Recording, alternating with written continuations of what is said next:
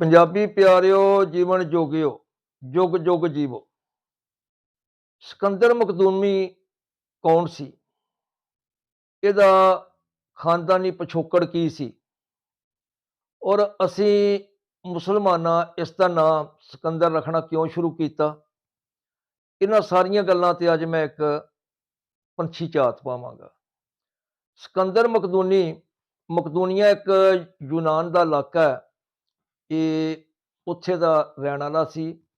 ਰਹਿਣ ਵਾਲਾ ਕੀ ਸੀ? ਇਹਦੀ ਵਾਲਦਾ ਜਿਹੜੀ ਸੀ ਉਹ ਇੱਕ ਬੁੱਤਖਾਨੇ 'ਚ 7 ਪੁਜਾਰੀਆਂ ਦੀ ਮੁਸ਼ਤਰਕਾ ਰਖੇਲ ਸੀ। ਉਹਨੂੰ 7ਵਾਂ ਮਹੀਨਾ ਜਨਾਬ ਹੋਰੀ ਹੋਣ ਵਾਲੇ ਸਨ ਕਿ ਸ਼ਾਹ ਮਕਦੂਨੀਆ ਦੀ ਨਜ਼ਰ ਪੈ ਗਈ।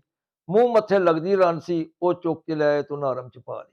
3 ਮਹੀਨਿਆਂ ਬਾਅਦ 2 ਮਹੀਨੇ ਬਾਅਦ ਇਹ ਜਨਾਬ ਹੋਰੀ ਦੁਨੀਆ ਤੇ ਤਸ਼ਰੀਫ ਲੈ ਆਏ। ਅੱਛਾ, ਇੱਥੋਂ ਸਾਨੂੰ ਇਹਦੇ ਖਾਨਦਾਨੀ ਪਿਛੋਕੜ ਦਾ ਪਤਾ ਲੱਗ ਗਿਆ। ਇਹਦੀ ਵਾਲਦਾ ਨੂੰ ਵੀ ਨਹੀਂ ਸੀ ਪਤਾ ਕਿ ਇਹ ਕੌਣ ਹੈ। ਦੂਸਰੀ ਗੱਲ ਕਿ ਇਹਨੂੰ ਜਿਹੜਾ ਨਾ ਉੱਥੇ ਮਹਿਲ ਵਿੱਚ ਇਹਦੀ ਜਿਹੜੀ ਤਾਲੀਮੋ ਤਰਬੀਅਤ ਹੈ ਉਹ ਅੱਛੀ ਖਾਸੀ ਹੋਈ। ਕੁਝ ਵਜੂਹਾਤ ਦੀ ਬਣਾ ਤੇ ਜਿਹੜੀਆਂ ਕਿ ਗੱਲ ਕਾਫੀ ਲੰਮੀ ਹੋ ਜਾਏਗੀ। ਇਹ ਬੰਦੇ ਨੂੰ ਇਹ ਆਪਣੇ ਆਪ ਨੂੰ ਦੇਵਤਾ ਜ਼ਿਆਦਾ ਅਖਵਾਉਂਦਾ ਸੀ ਕਿ ਮੈਂ ਦੇਵਤੇ ਦਾ ਬੇਟਾ। ਔਰ ਇਹ ਵਾਕਿਆ ਲਗਭਗ 350 ਸਾਲ ਕਬਲ ਮਸੀਹ ਜੇ। ਉਦੋਂ ਨਾ ਤਾਂ ਈਸਾਈਅਤ ਸੀ ਨਾ ਮੁਸਲਮਾਨ ਸਨ। ਔਰ ਯਹੂਦੀਆਂ ਵਿੱਚ ਤੁਹਾਨੂੰ ਪਤਾ ਤਬਲੀਗ ਹੀ ਕੋਈ ਨਹੀਂ, ਉਹ ਸਿਰਫ ਬਨੀ ਇਸਰਾਈਲ ਵਿੱਚ ਹੀ ਤਬਲੀਗ ਕਰਦੇ ਸਨ। ਔਰ ਇਹ ਬੰਦਾ ਜਿਹੜਾ ਇਸ ਨੇ ਜਦੋਂ ਬਾਦਸ਼ਾਹ ਬਣ ਗਿਆ, ਕੁਝ ਵਜੂਹਾਤੀ ਬਣਾ ਤੇ ਸ਼ਾਹ ਦੇ ਮਰਨ ਤੋਂ ਬਾਅਦ ਜਦੋਂ ਇਹ ਬਣਿਆ ਤੇ ਇਹਨੇ ਏਸ਼ੀਆ ਫਤਹ ਕਰਨ ਦਾ ਜੀ ਇਹਨੇ ਜ਼ੀਨ 'ਚ ਸੋਚਿਆ। ਔਰ ਏਸ਼ੀਆ ਜਦੋਂ ਫਤਹ ਕਰਨ ਲੱਗਾ ਇਹਦੇ ਮੁਕਾਬਲੇ 'ਚ ਦਾਰਾ ਆਇਆ। ਦਾਰੇ ਬਾਰੇ ਥੋੜਾ ਜਿਹਾ ਸੁਣ ਲਓ ਕਿ ਦਾਰਾ 5ਵੀਂ ਪੁਸ਼ਤ ਵਿੱਚ ਸੀ ਕੋਰਸ਼ ਬਿਨ ਕੰਬੋਜੀਆ ਦੀ। ਕੋਰਸ਼ ਬਿਨ ਕੰਬੋਜੀਆ ਉਹ ਬੰਦਾ ਜੇ ਜਿਸ ਬਾਰੇ ਮੌਲਾਨਾ ਅਬੂ ਕਲਾਮ ਆਜ਼ਾਦ ਆਖਿਆ ਕਿ ਮੈਨੂੰ ਲੱਗਦਾ ਹੈ ਕਿ ਇਹ ਜਿਹੜੇ ਕੁਰਾਨ ਪਾਕ ਤੋਂ ਕਰਨੈਲ ਨਬੀ ਦਾ ਜ਼ਿਕਰ ਹੈ ਨਾ, ਉਹ ਕੋਰਸ਼ ਬਿਨ ਕੰਬੋਜੀਆ ਹੀ ਸਨ। ਤੇ ਇਹ ਸਿਕੰਦਰ ਨੂੰ ਕਿਉਂ ਜਨਾਬ ਇਹਦਾ ਬਾਅਦ ਬੰਦੇ ਜਿਹੜਾ ਨਾ ਨਬੀ ਵੀ ਆਖਣ ਲੱਗ ਪਏ ਤੇ ਬਾਅਦ ਜਨਾਬ ਕਰਨ ਲੱਗ ਪਏ, ਬੱਚਿਆਂ ਦੇ ਨਾਮ ਹੀ ਰੱਖਣ ਲੱਗ ਪਏ। ਇਹ ਅਸਲ 'ਚ ਇੱਕ ਉਰਦੂ ਸਪੀਕਿੰਗ ਨੇ ਜ਼ੁਲਕਰਨੈਨ ਨਬੀ ਜਿਨ੍ਹਾਂ ਦਾ ਜ਼ਿਕਰ ਆਇਆ ਨਾ ਕੁਰਾਨ ਪਾਕ 'ਚ, ਉਹਨਾਂ ਦਾ ਜ਼ਿਕਰ ਕਰਦੇ ਹੋ ਸਿਕੰਦਰ ਜ਼ੁਲਕਰਨੈਨ ਲਿਖ ਦਿੱਤਾ।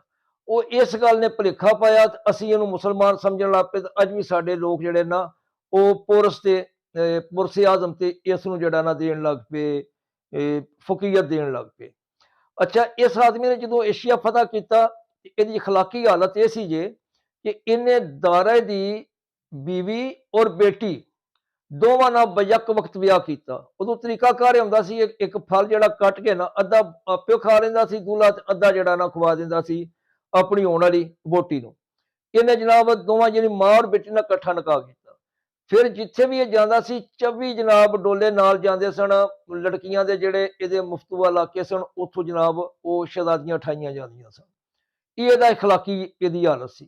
ਫਿਰ ਸਾਨੂੰ ਜਦੋਂ ਇਹ ਜੇਲਮ ਕੰਢੇ ਪਹੁੰਚਿਆ, ਰਾਜੇ ਅੰਬੀ ਵਾਲਾ ਵਾਕਿਆ ਸੀ, 1 ਮਿੰਟ ਵਾਸਤੇ ਗੋਲ ਕਰਨੇ ਆ, ਤੁਸੀਂ ਦੇਖੋਗੇ ਇਹ ਬੜਾ ਮਸ਼ਹੂਰ ਕੀਤਾ ਹੈ ਅੰਗਰੇਜ਼ਾਂ ਕਿ ਇਹਦੇ ਜਨਾਬ ਘੋੜੇ ਇੱਥੇ ਚੱਟਣ ਲੱਗ ਪਿਆ ਖੀਵੜੇ ਤੱਕਿਆ ਤੇ ਨਿਮਕ ਸੀ ਤੇ ਇਹ ਜਨਾਬ ਸਿਕੰਦਰ ਦੇ ਘੋੜੇ ਨਿਮਕ ਮੁਤਾਰਫ ਕਰਾਇਆ ਜੀ ਤੋਂ ਅਸੀਂ ਖਾਣਾ ਸ਼ੁਰੂ ਕੀਤਾ। ਦੱਸੋ ਯਾਰ, ਜਿਨ੍ਹਾਂ ਕੋਲ ਨਿਮਕ ਮੌਜੂਦ ਸੀ ਸਦੀਆਂ ਤੋਂ ਇਹਨਾਂ ਪਹਾੜਾਂ ਤੇ ਅਸੀਂ ਮਾਲਕ ਸਾਂ, ਸਾਨੂੰ ਪਤਾ ਹੀ ਨਹੀਂ ਸੀ ਇਹਦੇ ਘੋੜੇ ਸਾਨ ਦੇ ਆ ਕੇ ਸਾਨੂੰ ਦੱਸਿਆ ਸੀ। ਉਹ ਆਸਫ ਖਾਨ ਸਾਹਿਬ ਨੇ ਆਪਣੇ ਆਰਟੀਕਲ 'ਚ ਇਹ ਗੱਲ ਬੜੀ ਖੋਲ ਕੇ ਲਿਖੀ ਸੀ। ਨਿਮਕ ਅਸੀਂ ਇਹਦੇ ਆਉਣ ਤੋਂ ਬਹੁਤ ਪਹਿਲੇ ਤੋਂ ਜਿਹੜਾ ਨਾ ਉਹ ਯੂਜ਼ ਕਰ ਰਹੇ ਸਾਂ, ਖਾ ਰਹੇ ਸਾਂ। ਇਹਨਾਂ ਅੰਗਰੇਜ਼ਾਂ ਐਵੇਂ ਜਿਹੜਾ ਨਾ ਇਹਦੇ ਖਾਤੇ 'ਚ ਪਾਈ। ਹੁਣ ਅੰਗਰੇਜ਼ਾਂ 'ਚ ਇੱਕ ਚੀਜ਼ ਹੈ ਕਿ ਉਹ ਕਰਦੇ ਨੇ ਆਪਣਾ ਬੰਦਾ ਛੋਟਾ ਵੀ ਹੋਵੇ ਨਾ, ਸਿਕੰਦਰ ਕਈ ਲਾਇਬ੍ਰੇਰੀਆਂ ਵੀ ਸਾੜੀਆਂ ਨੇ, ਇਹ ਸਾਰੀ ਦੁਨੀਆ ਜਾਣਦੀ ਹੈ, ਲੇਕਿਨ ਉਹ ਆਪਣੇ ਬੰਦੇ ਨੂੰ ਬਹੁਤ ਵਧਾ ਚੜਾ ਕੇ ਬਿਆਨ ਕਰਦੇ ਨੇ। ਔਰ ਜਦ ਕਿ ਦੂਸਰਾ ਬੰਦਾ ਜਿਹੜਾ ਕਿ ਮੁਖਾਲਫ ਕੌਮ ਦਾ ਉਹਨੂੰ ਜਨਾਬ ਵਾਲਾ ਉਹਦੀਆਂ ਅੱਛਾਈਆਂ ਨੂੰ ਵੀ ਨਾ ਉਹ ਗਲਤ ਕਿਸਮ ਦੇ ਨਾਂ ਦੇ ਕੇ ਉਹਨੂੰ ਘਟਾਉਣ ਦੀ ਕੋਸ਼ਿਸ਼ ਕਰਦੇ ਨੇ। ਜਿਸ ਤਰ੍ਹਾਂ ਜੰਗੇ ਅਜ਼ੀਮ 'ਚ ਜਨਰਲ ਰੁਮੀਲ ਸਹਿਰਾ ਦਾ ਬਾਦਸ਼ਾਹ ਸੀ ਔਰ ਕਿਸ ਤਰ੍ਹਾਂ ਦਲੇਰ ਆਦਮੀ ਸੀ। ਇਹਨਾਂ ਉਹਦਾ ਨਾਂ ਜੀ ਸਰਾਈ ਲੂੰਬੜੀ ਰੱਖ ਦਿੱਤਾ ਸੀ ਕਿਉਂਕਿ ਇਹਨਾਂ ਨੂੰ ਨੱਕ ਚਨੇ ਉਸ 'ਚ ਪਾ ਦਿੱਤੇ ਸਨ। ਜਦ ਕਿ ਸਿਕੰਦਰ ਨੂੰ ਇਹਨਾਂ ਦੀ ਗ੍ਰੇਟ ਵੀ ਬਣਾ ਦਿੱਤਾ, ਆਦਮ ਵੀ ਬਣਾ ਦਿੱਤਾ ਔਰ ਅਸੀਂ ਲੋਕਾਂ ਮੰਨ ਵੀ ਲਿਆ। ਸਿਕੰਦਰ ਨੂੰ ਕਦੇ ਵੀ ਆਦਮ ਜਾਂ ਗ੍ਰੇਟ ਨਹੀਂ ਆਖਣਾ ਚਾਹੀਦਾ, ਅਸੀਂ ਤਾਂ ਕਦੇ ਵੀ ਨਹੀਂ ਆਖਾਂਗੇ। ਆਦਮ ਸਾਡਾ ਰਾਜਾ ਪੋਰਸ ਸੀ ਔਰ ਇਹ ਸ਼ਹਿ ਕੀ ਸੀ, ਸਿਰ ਦੇ ਉੱਤੇ ਇਹਨੇ ਇੱਕ ਪੋਨੀ ਜੀ ਰੱਖੀ ਹੁੰਦੀ ਸੀ ਸਿਕੰਦਰ ਨੇ, 5 ਫੁੱਟ 2 ਇੰਚ ਦਾ ਕੱਦ ਸੀ। ਜੇ ਦੂਰੋਂ ਆਵੇ ਤਾਂ ਲੱਗਦਾ ਜਿਵੇਂ ਸੀਲ ਕੁੱਕੜ, ਲੰਮਾ ਨੱਕ ਜਿਵੇਂ ਸੀਲ ਕੁੱਕੜ ਨੇ ਚੂੰਝ ਕੱਢੀ ਹੋਵੇ ਤੇ ਆ ਰਿਹਾ ਹੋਵੇ, ਇਹੋ ਜਿਹੀ ਤੇ ਦੀ ਸ਼ਕਲ ਸੀ। ਤੇ ਇਹ ਜਦੋਂ ਗਿਆ ਇਹਨੇ ਜਦੋਂ ਹਮਲਾ ਕੀਤਾ ਇੱਥੇ ਜੇਹਲਮ ਤੇ ਉੱਥੋਂ ਜਨਾਬ ਨੇ ਮੱਲੀ ਕੌਮ ਦੇ ਪਿੱਛੇ ਨੱਸਿਆ, ਕਮਾਲੀਏ ਪਹੁੰਚਿਆ। ਕਮਾਲੀਏ ਤੋਂ ਉਹ ਕੌਮ ਜੀ ਹਰੀ ਯੂਪੀ ਆਪਣੀ ਜਿਹਨੂੰ ਡੱਪਾ ਆਖਦੇ ਨੇ, ਡੱਪੇ ਦੇ ਕੁਝ ਫੌਜੀ ਇੱਥੇ ਹੀ ਰਹਿ ਗਏ। ਔਰ ਮੱਲੀ ਜਿਹੜੇ ਸਨ, ਮੱਲੀ ਜੱਟਾਂ ਦੀ ਇੱਕ ਕਿਸਮ ਹੈ, ਇੱਕ ਕੌਮ ਹੈ, ਉਹ ਨੱਸ ਕੇ ਤੇ ਕਬੂਲੇ ਗਏ। ਕਬੂਲੇ ਆਪਣੇ ਉੱਥੇ ਕਬੂਲੇ ਦੇ ਨੀਲੀ ਬਾਰ ਦੇ ਇੱਕ ਮੱਲੀ ਨੌਜਵਾਨ ਇਹਨੂੰ ਜ਼ਹਿਰ ਚ ਬੁਝਿਆ, ਤੀਰ ਮਾਰਿਆ, ਇਹ ਗੰਦ ਖਤਮ ਹੋਇਆ, ਉਸ ਨਾਲ ਇਹ ਮਰਿਆ ਤੇ ਦੁਨੀਆ ਚ ਅਮਨ ਹੋਇਆ। ਔਰ ਇਹਦੀ ਬਣਾਈ ਜਿਹੜੀ ਸੀ, ਐਡਾ ਵੱਡਾ ਮੁਲਕ 9 ਸਾਲ ਵੀ ਨਾ ਚੱਲਿਆ, 9 ਸਾਲ ਵੀ ਪੂਰੇ ਨਾ ਚੱਲਿਆ। ਇੱਥੋਂ ਤੁਸੀਂ ਅੰਦਾਜ਼ਾ ਲਾ ਲਓ। ਤੇ ਦੁਨੀਆ ਜਿਹੜੀ ਹੈ ਨਾ, ਇਹਨੂੰ ਇੱਥੇ ਤੱਕ ਅਗਰ ਪਹੁੰਚਾਇਆ ਤਾਂ ਉਹ ਅੰਗਰੇਜ਼ਾਂ ਪਹੁੰਚਾਇਆ, ਇਹਦੀ ਕੌਮ ਪਹੁੰਚਾਇਆ। ਉਹਨਾਂ ਇਹ ਨਹੀਂ ਦੇਖਿਆ ਕਿ ਈਸਾਈ ਨਹੀਂ ਸੀ ਜਾਂ ਜਿਹੜਾ ਨਾ, ਉਹਨਾਂ ਸਿਰਫ ਦੇਖਿਆ ਕਿ ਸਾਡੀ ਕੌਮ ਦਾ ਸੀ, ਅੰਗਰੇਜ਼ ਸੀ। ਤੇ ਇਸ ਤਰ੍ਹਾਂ ਸਾਡਾ ਹੱਕ ਹੈ ਕਿ ਅਸੀਂ, ਸਾਡਾ ਜਿਹੜਾ ਬਾਬਾ ਸੀ ਪੋਰਸ, ਉਹ ਆਪਣੀ ਧਰਤੀ ਖਾਤਰ ਲੜਿਆ, ਉਹਨੇ ਕਿਸੇ ਦੀ ਜ਼ਮੀਨ ਤੇ ਹਮਲਾ ਨਹੀਂ ਕੀਤਾ। ਔਰ ਸਿਕੰਦਰ ਦੇ ਮਰਨ ਤੋਂ 40 ਸਾਲ ਬਾਅਦ ਵੀ ਉਹ ਬੰਦਾ ਜਿਹੜਾ ਨਾ ਹਕੂਮਤ ਕਰਦਾ ਰਿਹਾ ਆਪਣੇ ਇਲਾਕੇ ਤੇ। ਜਿੱਤਿਆ ਉਸੇ ਸਿਕੰਦਰ ਨਹੀਂ ਸੀ ਜਿੱਤਿਆ। ਇੱਥੇ ਲੋਕ ਆਖਦੇ ਜੀ ਅੰਗਰੇਜ਼ਾਂ ਨੇ ਲਿਖਤਾ ਸਿਕੰਦਰ ਜਿੱਤ ਗਿਆ, ਤੇ ਉਹ ਜਿੱਤ ਕੇ ਨਾ, ਗਲਤ ਗੱਲ ਹੈ। ਜਦ ਸਿਕੰਦਰ ਨੇ ਉਹਨੂੰ ਬੁਲਾ ਕੇ ਪੁੱਛਿਆ ਮੈਂ ਤੇਰੇ ਨਾਲ ਕੀ ਸਲੂਕ ਕਰਾਂ, ਦੀ ਜੀ ਬਾਬੇ ਪੋਰਸ ਆਖਿਆ ਜੇ ਤੂੰ ਬਾਦਸ਼ਾਹ ਤੋਂ ਸਲੂਕ ਕਰ ਜਿਹੜਾ ਬਾਦਸ਼ਾਹ ਨਾਲ ਕਰਦਾ, ਜੇ ਕਸਾਈ ਹੈ ਤੇ ਦਬਾ ਕਰ ਦੇ। ਜਦ ਕਿ ਇਹ ਵੀ ਗੱਲ ਟੋਟਲੀ ਗਲਤ ਜੇ, ਜਿਹੜੀ ਉਸ ਕੀਤੀ ਹੈ, ਲਿਖੀ ਹੈ, ਜਿਹੜੀ ਮੁਖਤਲਿਫ ਤਾਰੀਖਦਾਨਾਂ ਲਿਖੀ ਹੈ, ਇਹ ਸਿਰਫ ਅੰਗਰੇਜ਼ ਨੂੰ ਖੁਸ਼ ਕਰਨ ਵਾਸਤੇ ਲਿਖੀ ਹੈ।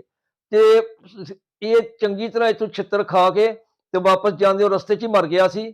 ਔਰ ਇਹ ਪੰਜਾਬ ਦੀ ਧਰਤੀ ਸੀ ਜਿਨੇ ਏਡੇ ਵੱਡੇ ਜਿਹੜਾ ਨਾ ਜ਼ਾਲਮ ਨੂੰ ਨੱਥ ਪਾਈ। ਔਰ ਇੱਥੋਂ ਜਨਾਬ ਇਹ ਫਿਰ ਸਲਾਮਤ ਨਹੀਂ ਸੀ ਗਿਆ, ਗਿਆ ਸੀ ਚਾਰ ਮੰਜੀ ਦੇ ਜਿਹੜੇ ਉੱਤੇ ਲੰਮਾ ਪੈ ਕੇ ਗਿਆ ਸੀ। ਇੱਥੋਂ ਤੇ ਰਸਤੇ ਸਮੁੰਦਰੀ ਸਫ਼ਰ ਦੌਰਾਨ ਹੀ ਮਰ ਗਿਆ ਸੀ। ਸਾਨੂੰ ਆਪਣੇ ਬੰਦੇ ਤੇ ਫਖਰ ਕਰਨਾ ਚਾਹੀਦਾ।